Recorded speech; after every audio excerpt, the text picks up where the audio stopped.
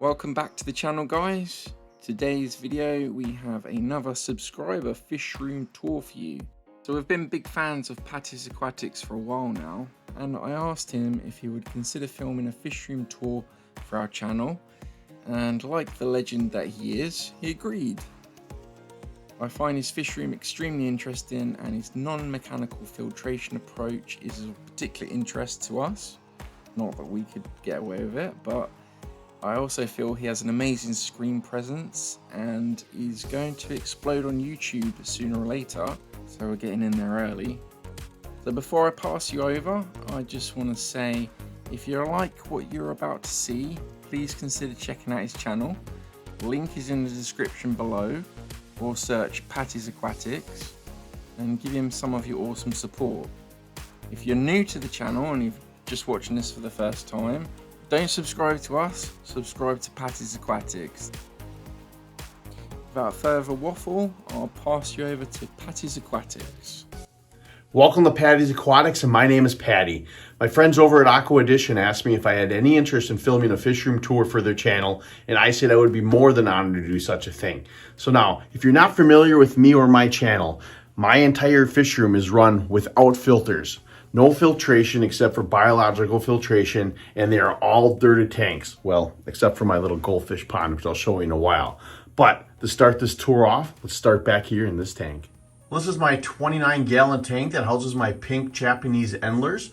It also houses my Blue Dream shrimp in this tank. It is heavily planted, as you can see, and this was one of my first dirted tanks that I ever set up. It originally was capped with pea gravel, and if you go back to my channel at all and look at some previous videos, I did remove that pea gravel as much as I could and recapped it with sand a few months ago because the dirt was starting to work its way up. But as far as these fish, like most live bears, they are proficient breeders. I started with, I think, 4 of these things. I had 1 male and 3 females, and they just bred and bred and bred like most live bears do. Now, as far as plants, you're going to see a common theme in most of my tanks here. A lot of the same plants I have, is I just find it easier and more cost efficient to keep propagating your own plants to give them to your other tanks instead of having to constantly buy new ones. I have some Anibius, some Cryptocorn, I have Dorsage, Moneywort, and some Ludwigia, and some Guppy grass, and then the little good old dreaded duckweed that's in every tank. Moving on, this is on my other 29-gallon tanks. It houses my high-fin blue coral varieties. I just rescaped and dirted this tank probably a few months ago, which is one of the videos I have on my channel. And as you can notice, you may see this is also a running theme in my tanks. There's some green hair algae. I have that in a lot of my tanks just because of the light that I do use. It is pretty powerful, and it honestly does not bother me. It's a nice little cover at the bottom for the shrimp and the baby fry and a lot of the microorganisms that are in there, because this tank is also one that I did a father fish resurrection jar with and deposited into it, and this is my little experiment tank with them. To help kind of cut down the cost of feeding potentially. They eat so much though, I don't think it really makes a difference because I still wind up feeding them. But anyway, this tank as well, like I said, I've got some Anibius barteri, guppy grass, some Cryptocorn, and all this wood I collected on the shores of Lake Michigan, which is one of the Great Lakes next to my state here in Wisconsin. And then as always, I've got some duckweed, and I have some redwood floaters and Sylvania minima in this as well. So this is my 29-gallon high-fin blue coral varieties tank. And then we can move down over here to this tank. This is another 29-gallon. This houses my pair of silver veil angels that I picked up probably like 2 months ago. And also this tank was just dirted not too long ago as well. And like I said, running theming these tanks with all these plants. I've got the same type. I've got pearlweed in this one, but also Dorsage, Ludwigia, Moneywort. I got some Java fern and everything. Now, if you notice with this one, these guys decided to breed last night and lay some eggs. So I would have grabbed some of that algae off the bottom there to make the tank look a little nicer, but the female would have attacked my hand. So that's not happening today. But yeah, I put these coasters up if you check out my channel because I was trying to get them to stop from breeding on these branches so that I could try to procure the eggs and take them out and try to hatch them myself, which I did. I was successful at one time, so I've been not really caring where they bred right now because I'm still trying to raise up the fry from that last batch I took out. But they've been breeding like every week. It's like clockwork. It doesn't even go past a week and they're already breeding again. But the angels are really beautiful, and I really like this tank. Also, I do run air in all my tanks. They are not on right now, but that's more for noise factor than anything else, so I can hear and you don't have that buzzing in the background as much as you normally would. And then this is my last 29-gallon tank on this rack system that also houses 2 koi angels. Now, these are younger ones that I picked up at a swap meet not too long ago, and I just made a video about them. They had them in another tank, but they kept eating all my baby guppy and endler fry, so I had to give them their own tank, which is fine. I'm really hoping that they turn out to be a pair of male and female, but that's still to be determined. Knowing my luck, they probably won't be, but you know, one can hope. Anyway, so this tank, like I said, it was just put together a couple weeks ago. Also dirted, sand capped, and I was just at a swap meet, so I sold pretty much all my plants. So I had to put every little clipping that I could out of other tanks just to kind of get something going in it. But I was kind of happy with the way that the scape turned out on it. But yeah, like I said, really hoping they wind up being a pair because I would really like to get a breeding pair with these guys as well. Well, moving on, we can move on to this next rack of 4 tanks and start with my 20 long here. This one houses, they are called the Japanese orange and green double sword guppy. These are sold to me from a local fish store as a double green Endler.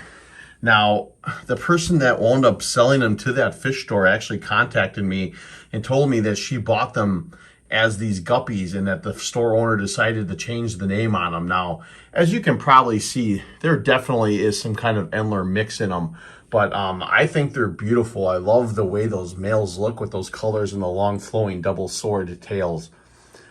This also houses a bunch of cherry shrimp, which every tank of mine has shrimp in them except for the 2 angelfish tanks, just because they probably would pick them off. And this one is heavily planted. This was actually the first dirted tank I ever put up.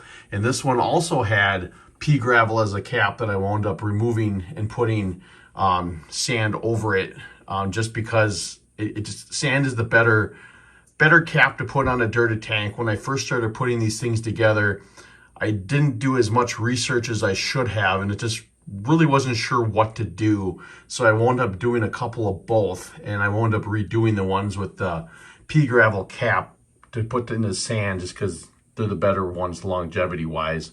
But yeah, this tank is awesome. I love all the dorsage in the back. It's so thick of a wall. I like all my tanks to look as natural as possible, almost as if you could stick your face down into the bottom of a lake or a river or a stream and just take a picture. That's kind of what I go for with all my tanks. Well, this is my 10-gallon tank. It's really my 10-gallon tank and my 7-year-old daughter's 10-gallon tank because it houses a beta that she has that's hiding back in the corner back there. She wanted to be able to put these little figurine ornaments in there, and I said it was completely fine on one condition. I'm going to keep it as a dirted tank, and I'm also going to put lots of plants in there. And if that beta doesn't eat other fish, I'm going to put some other fish in there. So this is one of my experiment tanks where I'll mix one species of Endler guppy with another one and see what comes out. Now, I mixed one of the guppies from over here was a male, and a female guppy that was a mixed guppy that I used to have a line of, but I think they were mixed to begin with, like I said. And this is kind of what came out of it. Well, except for that one right there, if you can focus in on. That's a mix from one of the ones out in my summer tubbing ponds that I just threw in here to see. They're kind of interesting looking. A lot of the oranges, I was hoping I would get some of the double swords from the male, but we'll see what happens here. Like I said, it's just more for fun. I like to see what I can have come created from them all. And like I said, this one too, heavily planted with Dorsagittaria, redwood floaters on the top. I love the look of that all. And then moving on to my 20 high that houses my koi swordtails. I used to have 6 of these a long time ago. They were never really breeding for me very much. I used to have them in one of the other 29s up there. And I wound up throwing them upstairs into my Fahaka puffer tank because the puffer really didn't eat much of the fish in there. Then they started breeding proficiently in there. But the problem was my Fahaka puffer decided he wanted to start eating fish then, and he would continuously pick off all the pregnant males and females. So then I kind of said I had enough and I had to give a new tank just for them. So I pulled out all the younger ones that I could find, and I wound up sticking them in here and dirtying the tank and putting all these different plants in and rescaping it for them. This used to be heavily planted with Valsinaria, but you can never ever see the fish, and I didn't like that. So I pulled it all out of there, made a big mess, and put this all in here. So it's a lot of Ludwigia, and then I have some other little random plants here and there.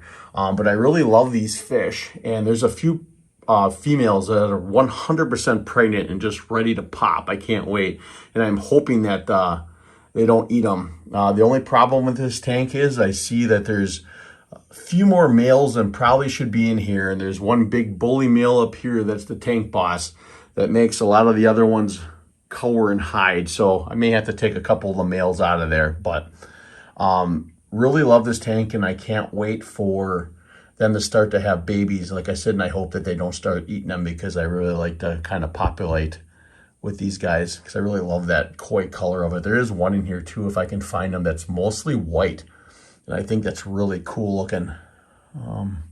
He appears to be hiding right now. I can't see him, so we shall move on. And this is my Hexagon tank. I'm not sure on the gallons wise. I got it used, but I'm always guessing it's between 20 and 25 gallon-ish. This houses it's a mixed Guppy and Endler tank. I have a few pure breed strains in here, but I emptied all the contents from my summer tubs in here that I took out last week. So there's a lot of mix in here and lots of baby fry that I'm sure are mixed as well. There's a couple cool ones in here. Now, not as good as the ones from Aqua Edition. I just watched their latest video the other day where they emptied their summer tubs, and oh my gosh, they have some really amazing looking fish in there. But I'm happy with some of the way they turned out in here for the first time ever doing it myself. Some of them here, like that one, it's mixed with the Red Dragon Guppies, and then there's Endler mix in it as well. So I'm kind of curious to see how all those little tiny baby fry up there wind up turning to what they start to look like. So, and I like this piece of wood in here, kind of spiders over it. Nice little hiding spot. And as you can tell, the snails really like it too. And there's lots of cherry shrimp in here as well. So that's my Hexagon tank with my mixed Guppy and Endlers. And I'm really excited, like I said, to see how this goes into the future, to see what kind of mix of fish I can make and find.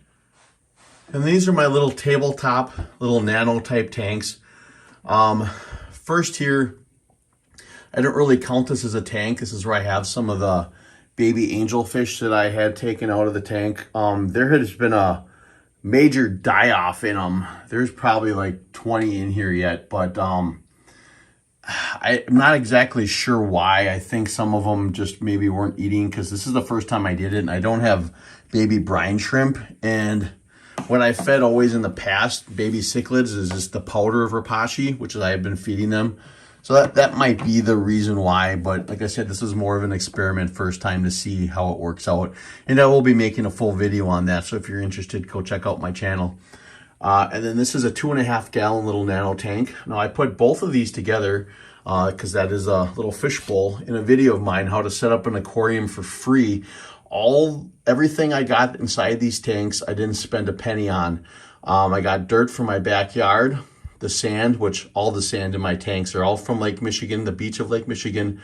All the wood, hardscape, everything was from a local lake or river. And then the plants and fish, obviously, those I got from my own fish room. But those are also things, like I said in that video, you could grab from your local waterways as long as it was legal to do so. But in here as well, like I said, there's another little mix in here. I have a Red Dragon Guppy, and then I have a pink Endler male, and then there's a Red Dragon female in here as well. There are supposed to be 2 female ones, but One turned out to be a male. It's really hard to see in there. I apologize with all the heavy growth of redwood floaters and salvinia on top, but I kind of like that look.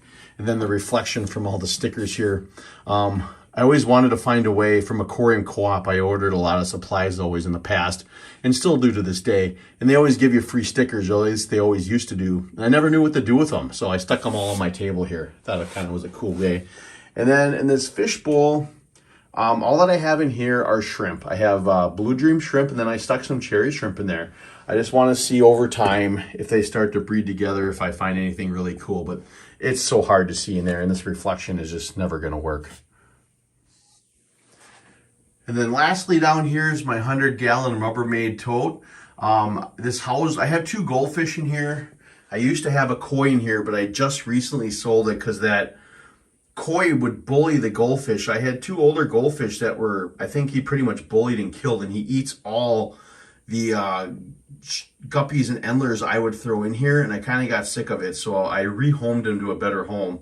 And all these plants on the top, they were all leftover from my summer tub, so I plan on cleaning this out and rescaping it with a bunch of plants in here yet, and then starting to add different guppies and endlers in here. This is a peace lily that I had got broke pieces off of and started to put them in my tank to try to grow. This one has not been doing too bad.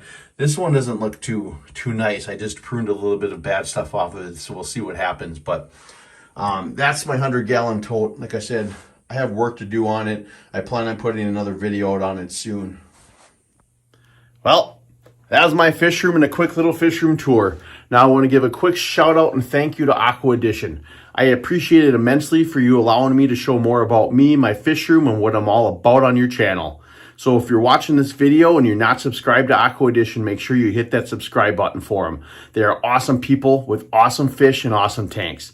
And if you like what you see today, go check out my channel. I have a lot of cool content and a lot of cool content coming out. That being said, I'm going to kick it back to Aqua Edition, and thanks for watching.